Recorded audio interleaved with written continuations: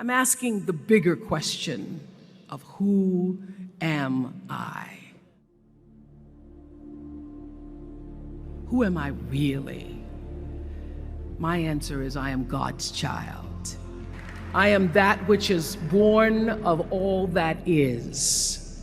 I am, as Pierre de Chardin said, a spiritual being having a human experience, come trailing the breath of the ancestors yet, but trailing the breath of the angels, and understanding that because I am connected to the source of all that is possible for me.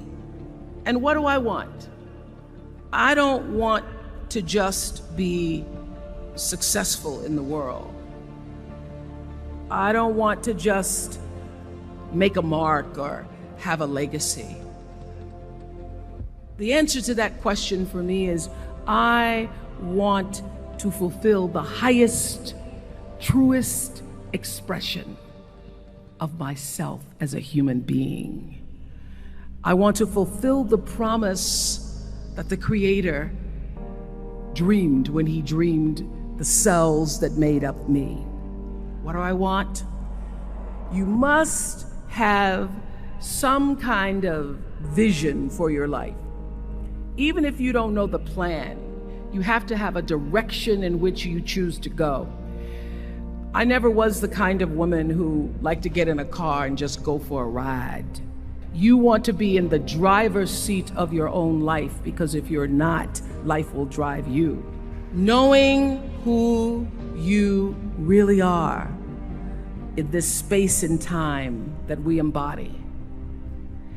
That's number one. What do you want? Who are you? Number two, you must find a way to serve.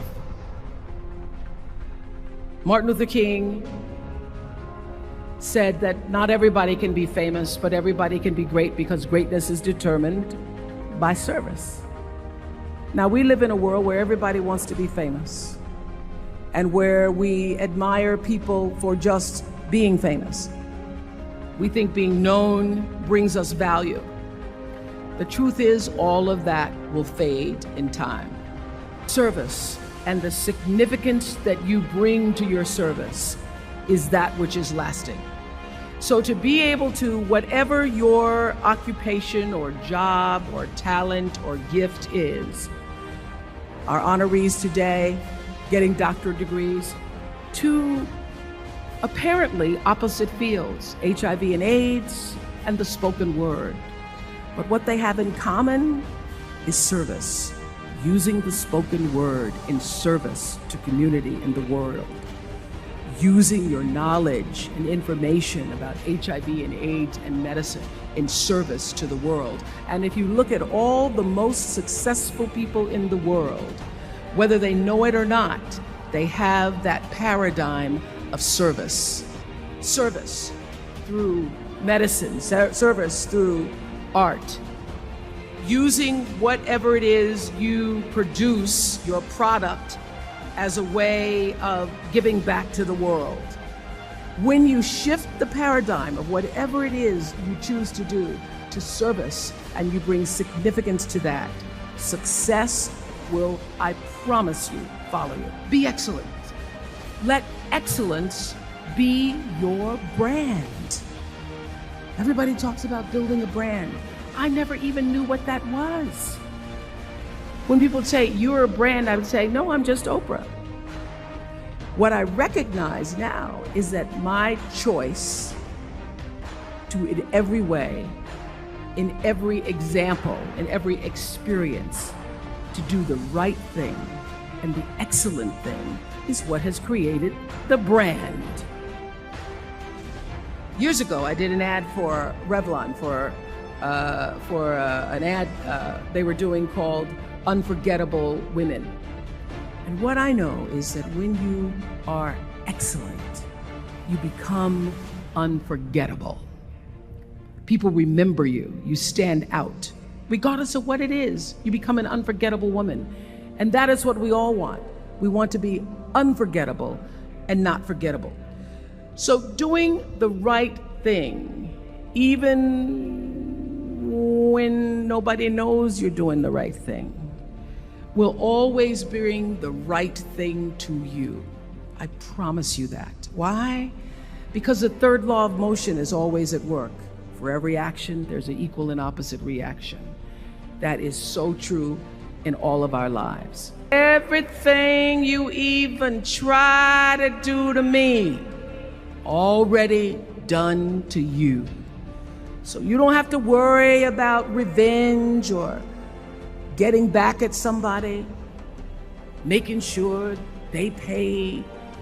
You just have to do the right thing, and the right thing will follow you even when people don't support it. I remember many times on my show. There are many shows y'all never saw. And the reason you didn't see them is because I got the last vote. The most important thing I have come to know in doing the right thing and making the right choices is understanding what we talked about yesterday. All of you leaving here have the potential for enormous success. There's a price that comes with that. People don't always like you, and they're not always happy for you. And if you surround yourself with people who are not accustomed to your success, they become fearful, they become scared, because you are reflecting back something to them that they don't recognize. People who want the best for you want you to be your best. So my greatest advice to you is to surround yourself with people who are going to fill your cup until your cup runneth over. I'm so full, my cup runneth over. And to know that once your cup runneth over, you cannot spend your life with your gallon-size offerings, offering them to pint-sized people. You have got to surround yourself with gallon-sized people who can hang in the same company with you, so that you're not offering your gallons to those little pints out there who can't hold it anyway. The biggest choices begin and end with you, your internal big questions. Who do I want to be in the world? My relationship to source energy, to all that is God. Your experience of that which is all life, which is divine and universal. Being connected and aligned with that. When you are tuned in and charged into that, whenever you feel empty, you go inside yourself and you connect to the source, and you know that all things are possible.